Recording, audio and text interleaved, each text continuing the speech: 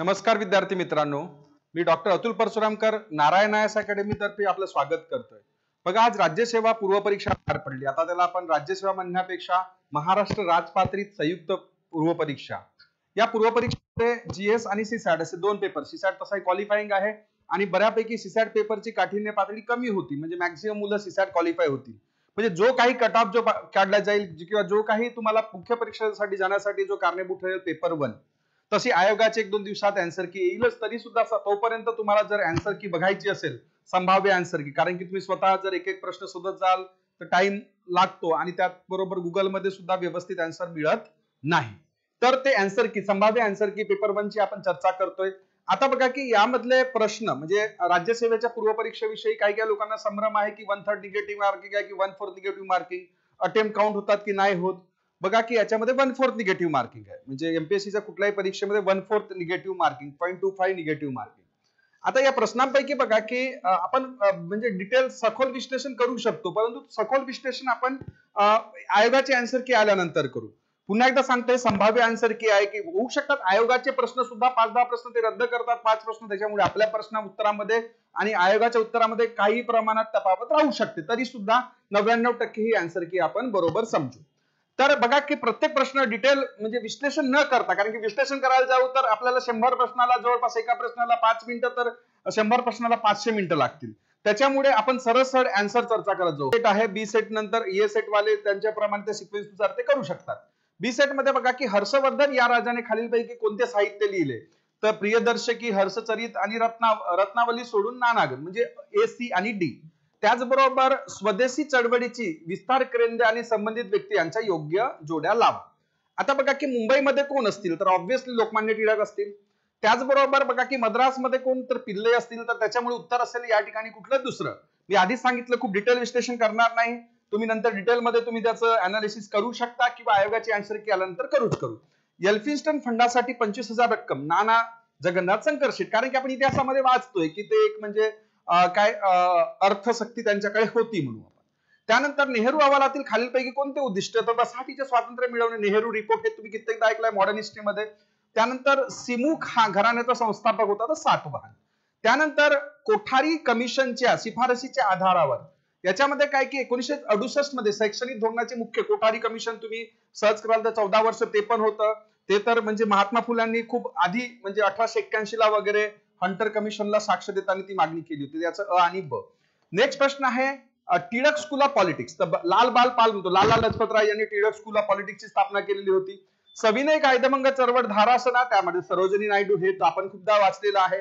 त्यानंतर 1857च्या उठावामध्ये कानपूर, नाना साहेब पेशवे, हा एक सिंपल प्रश्न होता। त्याचबरोबर सुलतानशाहीच्या शासनाच्या काळातील कोणता कर अनुक्रम हिंदू आणि मुस्लिमांच्या जमीनदाराकडून घेतला जायचा, तर खिराज आणि जकात।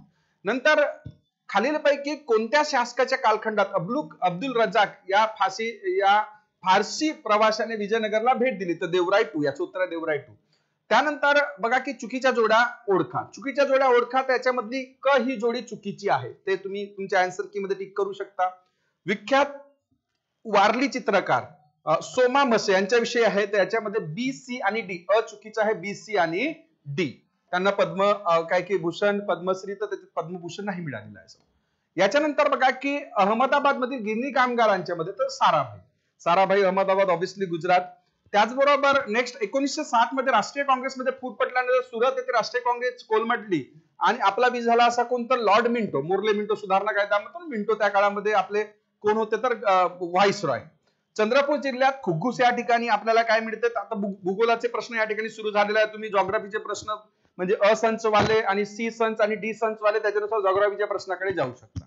नेक्स्ट, विखुरलेल्या वसाहतीचे खालील वैशिष्ट्ये काय, तर विखुरलेल्या वसाहतीचं तुम्ही वाचाल तर एकदम सिंपल आहे, चौथं तर असू शकत नाही। मैदानी भागात सुपीक मृदेच्या प्रदेशात विखुरलेल्या वसाहती राहत नाही। दाटीवाटीच्या वसाहती, जसं गंगेच्या मैदाना भागात भारतातला 1/4 पॉप्युलेशन राहतो। नेक्स्ट प्रश्न आहे खालीलपैकी चुकीचे विधान ओळखा, तर भारताची सागरी सरहद, भारताची आपली भूसीमा आपण म्हणतो, भूसीमा ही 12 नॉटिकल माईल। काही लोकांनी हा पण केला असेल, भारताची पाकिस्तान व बांगलादेश बरोबर भूसीमेची नैसर्गिक सरहद आहे, पण हे आहे म्हणजे तिकडे सिंधू नदी म्हणा आणि इकडे गंगा नदी। तर भारताची सागरी सरहद किनारपट्टीपासून किती, तर 12 नॉटिकल माईल। हा काही आता एमपीएससी बघू, हा चौथा सुद्धा ऑप्शन देऊ शकते, परंतु सागरी सरहद नाही। तर सागरी सरहद्द नाही तर काय, सागरी सरहद्द अधिक असते. भूसीमा ही 12 नॉटिकल माइल पर्यंत असते, म्हणजे जवळपास 21 किलोमीटर. नेक्स्ट प्रश्न आहे, खालीपैकी कोणत्या जलजन्य खडक, ज्याला आपण म्हणतो कोणता खडक, तर सेडिमेंटरी रॉक. तर नक्कीच सेडिमेंटरी रॉक हा काही हार्ड नाही राहत, हा सॉफ्ट रॉक राहतो. मग बाकी जीवाश्म आढळतात. ऑब्व्हियसली सेडिमेंटरी रॉक मध्ये काही की जीवाश्म म्हणतो आपण, ते फॉसिल्स आढळतात. नंतर वर्ष आणि मृत्यूदर, आपण सिक्वेन्स मध्ये गेलं तर काय की वर्षानुसार मृत्यूदर कमी होतात. एक सिंपल लॉजिक लावून ते आपल्याला टिक करायचं होतं. नेक्स्ट प्रश्न आहे त्याच्यामध्ये बघा की भूगोलामधला खालीलपैकी कोणता नागरी वस्तीचा आकृतीबंध नाही, तर बघा डिस्बर्स तर ऑब्व्हियसली आकृतीबंध राहणार नाही. नेक्स्ट भारत, आता राष्ट्रीय उद्याने, मॅक्झिमम लोकांनी काय की याच्यामध्ये पहिल्या आणि तिसऱ्या उत्तरामध्ये त्यांनी गडबड केली आहे. तर बघा की Bharat gym carpet, Australia great barrier reef, मग इक्वेटर गॅलापॅगोस आणि युएसए ग्रँड कॅनियन. त्याच्यामुळे हे तिसरं उत्तर त्याचं बरोबर असेल. इथं चुकण्याची संभावना निर्माण होत होती मुलांची. खाली दिलेल्या पर्यायातील ऑब्व्हियसली युएसए मधली मिसिसिपी हे सर्वात लांब नदी आहे. खालीलपैकी कोणती विधाने महाराष्ट्र 2011च्या जनगणनेच्या बाबतीत बरोबर आहे, तर पहिलं 3 बरोबर आहे, चौथा चुकीचा आहे. तुम्हाला माहितच आहे की महाराष्ट्राचं लिंग गुणोत्तर किती आहे म्हणून. नेक्स्ट प्रश्न बघा की खालीलपैकी कोणती सिंधू नदीची उपनदी नाही, तर सोन ऑब्व्हियसली सिंधू नदीची उपनदी नाही. म्हणजे चिना, बियास, रावी ह्या सिंधू नदीच्या उपनद्या आहेत आणि सोन ही सिंधू नदीची उपनदी नाही. ती कुणाची उपनदी आहे तुम्ही कमेंट बॉक्स मध्ये टाकायचं, सगळे अभ्यास करणारे लोक आहात. हे वने प्रमुख, तर रायगड जिल्ह्यामध्ये मॅक्झिमम त्या ठिकाणी बघा की काय इरिगेशन काय सेंटर कुठे आहे, तर इरिगेशन स्टेशन रायगड. महाराष्ट्रात कोणत्या प्रकारच्या जलप्रणाली आढळतात, तर महाराष्ट्रात ऑब्व्हियसली बघा वृक्षाकार जलप्रणाली आढळते, गोदावरी म्हणा किंवा कुठलं. समांतर जलप्रणाली कोकणात आढळते. जाडीदार जलप्रणाली सुद्धा त्या ठिकाणी तापी वगैरेच्या भागात आढळते. आणि अनिश्चित सुद्धा, म्हणजे आपण सर्व बरोबर म्हणू. त्यानंतर जलप्रणाली आपण म्हणतो नदीची जे जलप्रणाली, नदीची जे रिव्हर पॅटर्न आपण म्हणतो. त्यानंतर बघा की कोणत्या घटकाच्या माध्यमातून मासेमारी विकास कार्यक्रम प्रभावी, तर हा बघा की मांस बाजारपेठ सोडलं तर बाकीच सगळं बरोबर आहे. नंतर खालीलपैकी सखोल उदरनिर्वाह, म्हणजे आपण सबसिस्टन्स फार्मिंग म्हणतो आपण, म्हणजे स्वतःची गरज पूर्ण करण्यासाठी जे सबसिस्टन्स फार्मिंग केलं जातं, त्याच्यामध्ये काय की सी मध्ये काय की ओनली सी, तर याच्यामध्ये आपल्याला चुकीचं विचारलेलं असेल की पर्याय उत्तर नाही म्हटलंय. तर ऑब्व्हियसली सबसिस्टन्स फार्मिंग मध्ये काय की लँड होल्डिंग कमी असते. इथं काय दिलं आहे, तर vast size of the land holding. मग खालील विधानांचा विचार करून 2011च्या अंतिम जनगणनेनुसार महाराष्ट्रात लोकसंख्येची सर्वात घनता मुंबई उपनगर, परंतु इथं कोल्हापूर जिल्ह्याचं नाही, म्हणजे ते तुम्ही सिक्वेन्स लागाल मुंबई उपनगर, मुंबई, मग ठाणे, पुणे वगैरे सिक्वेन्स लावतात. त्याच्यामध्ये हे फक्त अ बरोबर आणि ब चूक. त्यानंतर पॅन, हे थोडंसं एन्व्हायरमेंटचे प्रश्न या ठिकाणी सुरू झालेले आहेत. तुम्ही एन्व्हायरमेंटच्या सेक्शन मध्ये जाऊ शकता. नायट्रोजन ऑक्साईड आणि हायड्रोकार्बन्स याचा मिळून बॅन बनलेला असतो. एकदम सिंपल लॉजिकल होता. जागतिक तापमान वाढीच्या संदर्भात विधानांचा विचार करा, तर तांदळाच्या लागवडीमुळे ऑब्व्हियसली मिथेनचे उत्सर्जन होते. म्हणजे सर्वात जास्त मिथेन कुठून इमिट होतं, तर पॅडी क्रॉप्स. त्याचबरोबर जेव्हा नायट्रोजन आधारित खताचा वापर केला जातो तेव्हा नायट्रोस ऑक्साईडचं उत्सर्जन होतं. हे बरोबर आहे, म्हणजे दोन्ही बरोबर. हवामान बदल हे नैसर्गिक आणि सतत प्रक्रिया या कल्पनेचा कोणता भूवैज्ञानिक पुरावा समर्थन करतो, तर सर्वच. म्हणजे काय की त्या tree rings in high altitudes, glacial advances in retreat, sediment deposits in glacial lakes. नंतर बघा की निम्न म्हणजे या ठिकाणी आपण लोअर लॅटिट्यूड्स आणि हायर, उलट दिलेलं आहे. म्हणजे पहिलं चुकीचं आहे. म्हणजे लोअर लॅटिट्यूड्सवर जास्त जैवविविधता असते आणि हायर लॅटिट्यूड्सवर कमी असते. आणि दुसरं म्हणतं पर्वत उतारावर कमी, म्हणजे जास्त जैवविविधता, उंचीवर कमी जैवविविधता असते. म्हणजे बघा की उंचीनुसार जैवविविधता कमी होत जाते आणि अक्षवृत्ती विस्तार जसा जसा वाढत जातो तसा जैवविविधता कमी होत जातो, म्हणून उत्तर यायचं ब. त्यानंतर नेक्स्ट, भारत सरकारने हवेच्या सफर याच्यात दिल्ली पुणे तर नक्कीच आहे, म्हणून ते आपल्याला ते पुणे जर दिसलं असेल तरी ते बघून आपल्याला करायचं होतं. भारतातील बाललिंग गुणोत्तर अंतिम सुधारणा बेटी बचाव बेटी पढाओ 22 जानेवारी 2015 फेमस स्कीम आहे. गुन्नार मिडाल ऍक्च्युअली हे इकॉनॉमिस्ट आहेत, त्यांच्या विषयाचं पहिलं उत्तर बरोबर आहे, केवळ अ. त्यानंतर नेक्स्ट प्रश्नाकडे जातोय आपण. हिगिन्स यांच्यामध्ये लोकसंख्येत होणारी वाढ, तर ते विकसित आणि अविकसितच्या बाबतीत त्यांनी दिलेलं आहे. ते पहिले दोन स्टेटमेंट बरोबर आहेत. ज्या समाजात उत्पादन वितरणामध्ये अत्यंतिक विषमता असते, त्याच्यामध्ये काही लोकांच्या हातात आर्थिक सत्ता एकवटलेली असते. पॉवर्टी गॅप इंडेक्स, म्हणजे पॉवर्टी गॅप इंडेक्स दारिद्र्य दूर करण्यासाठी poverty gap index it doesn't talk about the calorie intake और anything else, it's talk about the per capita income, per capita उत्पन्नाविषयी आहे. नंतर बघा की दृष्टिकोन नियोजन म्हणजे काय, ज्याला आपण पर्स्पेक्टिव्ह प्लॅनिंग, तर 15 वर्षासाठी 20 वर्षासाठी लॉंग टर्म प्लॅनिंग, जशी 9वी पंचवार्षिक योजना आपली हे पर्स्पेक्टिव्ह प्लॅनिंगचा भाग होता, म्हणजे दीर्घकालीन नियोजनाचा भाग होता. अर्थशास्त्र हे कुबेराची पूजा करणारे शास्त्र, अशी टीका कोणी केली आहे, तर कॉर्लाइस आणि रस्किन. आता हे खूपदा आपल्याला काही स्पर्धा परीक्षांवाल्यांना वाचण्यात जात नाही, हा थोडासा कोर अर्थशास्त्राचा प्रश्न आला. त्यांनी म्हटलेलं आहे. सापेक्ष दारिद्र्य म्हणजे रिलेटिव्ह पॉवर्टी म्हणतो, 5 ते 10% अति उत्पन्न असलेले लोक आणि 5 ते 10% अति कमी उत्पन्न असलेले लोक यांची तफावत जो मोजला जातो त्याला रिलेटिव्ह पॉवर्टी म्हणतो. रिलेटिव्ह पॉवर्टी कशावर डिपेंड असते? तर रिलेटिव्ह पॉवर्टी जे डिपेंड असते तर ते कशावर, तर दोन उत्पन्न गटाची तुलना करून हे वालं उत्तर बरोबर आहे, सी, केवळ सी. त्यानंतर कर्मचारी हा 1952 चा कायदा आहे, एम्प्लॉय प्रोव्हिडंट फंड कायदा. 12व्या पंचवार्षिक योजनेमध्ये 4% टार्गेट होतं, ते 4 ते 5% उत्तर तुम्ही टिक करू शकता. त्यानंतर बघा की 7व्या पंचवार्षिक योजनेत सर्वाधिक वाटा ऍक्च्युअली कृषी ऊर्जा क्षेत्रावर. आपण म्हणतो ना राजीव गांधीचा वेळ 7वी पंचवार्षिक योजना ज्यांनी रिन्युएबल एनर्जीवर भर दिला होता, त्याच्यामुळे त्याचा ऊर्जा क्षेत्रावर अधिक भर. राजीव गांधी यांचा जन्मदिवस तुम्ही अक्षय ऊर्जा दिवस म्हणून साजरा केला करतो, तो तुम्ही कमेंट बॉक्समध्ये टाकायचा आहे. भारतीय समस्यांचा अभ्यास करण्यात 1995 मध्ये म्हणजे आबिद हुसेन समिती ऍक्च्युली आपल्या ट्रेड विषयी सुद्धा आहे, म्हणजे ट्रेड पॉलिसी विषयी सुद्धा आहे, त्याचबरोबर लघु उद्योगाशी रिलेटेड सुद्धा आहे. स्त्रियांच्या शिक्षणामुळे प्रजनन क्षमता कमी होते, कारण याच्यामध्ये म्हणजे केवळ सी पण दिला जाऊ शकतो आणि सी आणि डी पण दिला जाऊ शकतो, आता आयोगावर हे डिपेंड आहे. त्यानंतर नेक्स्ट प्रश्न आहे अन्न सुरक्षा म्हणजे काय? तर आता अन्न सुरक्षेमध्ये काही लोकांनी पहिलं दोनच केले असेल, अ आणि ब, परंतु सर्वच यायला पाहिजे, अ ब क ड सर्वच अन्न सुरक्षामध्ये. मग ऊर्जेच्या निर्मितीमध्ये पर्यावरणाच्या राशापेक्षा मानवी विकासाला, ऑब्व्हियसली मानवी विकासाला अधिक महत्व दिला जातो. खोलीतील तापमान म्हणजे आपण हे औष्णिक प्रवर्णासाठी महत्वपूर्ण योगदान तरंग लांबी. आता या ठिकाणी सायन्सचे प्रश्न सुरू झालेला आहे. 9550 नॅनोमीटर हे त्याचं उत्तर आहे. नेक्स्ट प्रश्न आहे आवाजाच्या म्हणजे साऊंड विषय थोडं फास्ट घेतोय, त्याचं पहिलं दुसरं आणि तिसरं म्हणजे पहिलं उत्तर आहे त्याचं हर्ट्झ डेसिबल वालं वगैरे. त्याचबरोबर ऍटॉमिक न्यूक्लियस बघा की न्यूट्रॉन फोटॉनच्या बाबतीत एकदम सिंपल प्रश्न होता, याचं चौथा ऑप्शन चुकीचं विचारलेलं आहे. त्यानंतर नेक्स्ट प्रश्न आपण सायन्स आहोत, खालीलपैकी कुठे बर्नौली समीकरणाचा उपयोग नाही? तर व्हेंचुरी पंप मध्ये नाही, म्हणजे आहे केलं आणि म्हणजे थोडस गडबड होऊ शकते. त्यानंतर बघा की जर व्हेलॉसिटी शून्य असेल तर ऍक्सेलरेशन सुद्धा काय असेल तर शून्य असेल. मग खालीलपैकी कोणती तरंग लांबी पदार्थाच्या स्फटिक रचना अभ्यासासाठी वापरतात? तर एक्स रेज वेव्हलेंथ वापरल्या जातात. नेक्स्ट, कोणत्या विभागातील वनस्पती सृष्टीचे उभयचर असे म्हटलं तर टेरिडोफायटा. त्यानंतर डीएनए मधलं बघा की आपण व्यवस्थित 7व्या 8व्या वर्गात वाचलं असेल तर याचं अ आणि क हे संयुक्तिक म्हणजे आहे, एकमेकाशी जुळलेलं आहे. त्यानंतर नेक्स्ट प्रश्न म्हणतोय की स्लेडन आणि स्वान यांच्या पेशी सिद्धांताबद्दलचा प्रश्न आहे, याच्यात अ क आणि ड, ब मध्ये चुकीचा आहे अ क आणि ड. त्यानंतर लीफ ब्लाइट ऑफ व्हीट हे कशामुळे होते? तर ऍस्टरनॅरिया ट्रिटिसिया त्याच्यामुळे होते. खालीलपैकी कोणते प्राणी एका वर्गात आहेत? तर ते तुम्हाला चौथा ऑप्शन बरोबर आहे खालीलपैकी. त्यानंतर हिरोईन म्हणजे बघा अंमली पदार्थ आहे, तर पॉपी प्लांट पासून तो तयार करतो. खालीलपैकी कोणते विधान सत्य आहे? तर मानवी शरीरामध्ये 108, तर ते पहिलं चुकीचं आहे, दुसरं बरोबर आहे. नेक्स्ट प्रश्नाकडे जातो आपण. तर बघा की हा सायन्सचा प्रश्न आहे, ते जुळवाल तर त्याच्यामध्ये तुमचं बोन्सच्या बाबतीत आणि ते म्हणजे जॉईंटच्या बाबतीत आहे, त्याचं पहिलं उत्तर बरोबर आहे. नेक्स्ट प्रश्न आपण जातो त्याच्यानंतर बघा की सायन्सचाच प्रश्न आहे, त्याच्यामध्ये वरील सर्व म्हणजे काय की रासायनिक खतांच्या अतिवापरामुळे जे ऍसिडिक सॉइल होऊन जाते त्याला ट्रीट करण्यासाठी काय वापरलं जातं?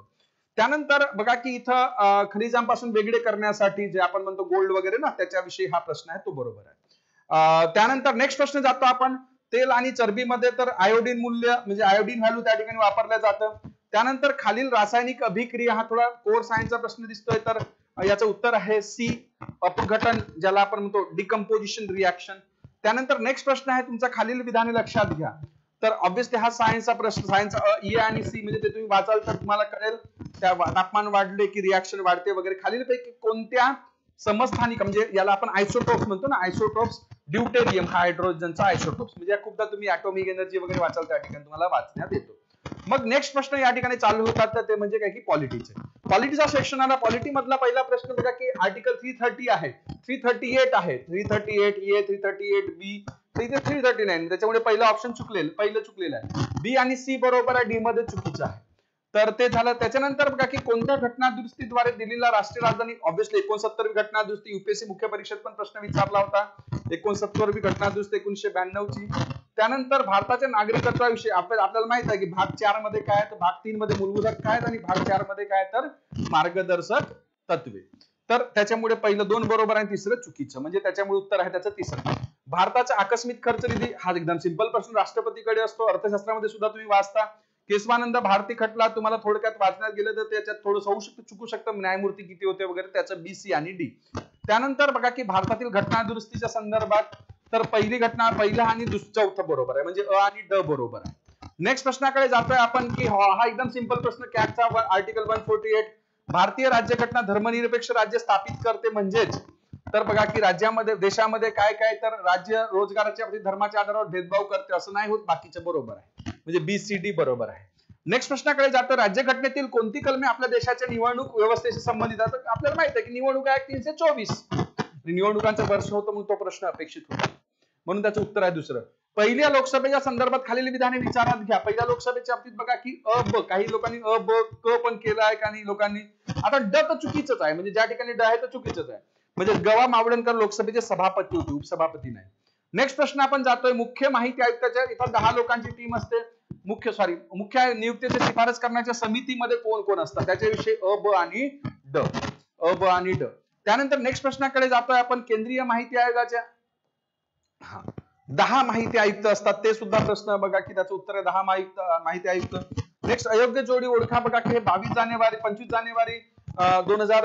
1950 आहे, ते नंतर 57 ला वगैरे आपण कॅलेंडर स्वीकारलेला आहे मार्च महिन्यामध्ये, त्याच्यामुळे हे पहिल्या दोन तर तुमचे बरोबर चालले असतील, हे तिसऱ्या आणि चौथ्यामध्ये कन्फ्युजन असेल तर ते तुमचं काय की त्याचं उत्तर आहे तिसरं.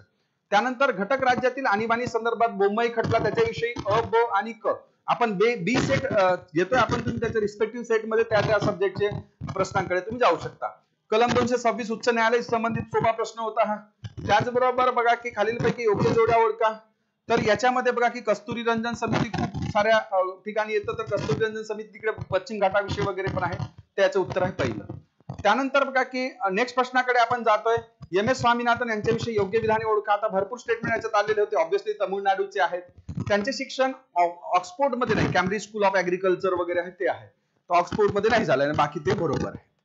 त्यानंतर नेक्स्ट प्रश्नाकडे जातोय आपण. नेक्स्ट प्रश्न जो योग्य विधाने विचारात घ्या, नव्या संसदेतील लोकसभेच्या आतील भागाची रचना ही राष्ट्रीय प्राणी सिंहाच्या संकल्पनेवर आधारित आहे, तर याचं उत्तर तुम्ही जर पाहाल म्हणजे तर याचं ब आणि क योग्य आहे. त्यानंतर अलीकडे ओडिशाच्या मुख्यमंत्रीच्या बाबतीत तर राज्यातील माता आणि बालकांसाठी बघा की पुष्टी म्हटलं तर बालकांच्या पोषणासाठी म्हणून आहे ते. त्याचबरोबर 5 आईज मध्ये कॅनडा वगैरे आहे, त्याच्यामध्ये UK, USA, New Zealand, Australia, Canada असे देश आहेत, फ्रान्स आणि जर्मनी त्याच्यामध्ये नाही. त्यानंतर योग्य कथन ओळखा, तर यामध्ये 30 महिला आहेत, ते पद्मविभूषण यावेळेस 5 आहेत, ते थोडं 6 दिलंय, तो थोडंसं चुकीचं आहे, त्याच्यामुळे याचं अ आणि क उत्तर. त्यानंतर कर्पुरी ठाकूर यांच्या संदर्भात चर्चेमध्ये होते, कर्पुरी ठाकूर बिहारचे, त्यांना म्हणजे जे भारतरत्न देण्यात आलेलं आहे त्याच्याविषयी बघा की आपण चर्चा करतो 1952 ची, त्यांनी 1952 नाही, नंतर 80च्या काळात वगैरे आपण त्यांनी विधानसभा समस्तीपुर मतदारसंघ ठीक आहे, पण 52 नाही आहे, ठीक आहे. नंतर मुख्यमंत्री सौर वाहिनी, तर हे म्हणजे पहिलं 3 तर बरोबर आहे, चौथं अयोग्य आहे, म्हणजे 33 केव्ही केंद्रापासून, ते केव्ही मध्ये चुकीचं आहे, 5 ते 10 किलोमीटर बरोबर आहे, पण ते केव्ही चुकीचं आहे, ठीक आहे. नंतर म्हणजे त्यांनी हेक्टर दिलाय की 1,22,25,000 रुपये इतकी निधी दिला जातो, रेट दिला जातो. कोणती अंतराळ संस्था, ESA म्हणजे युरोपियन स्पेस एजन्सी आपण म्हणतो.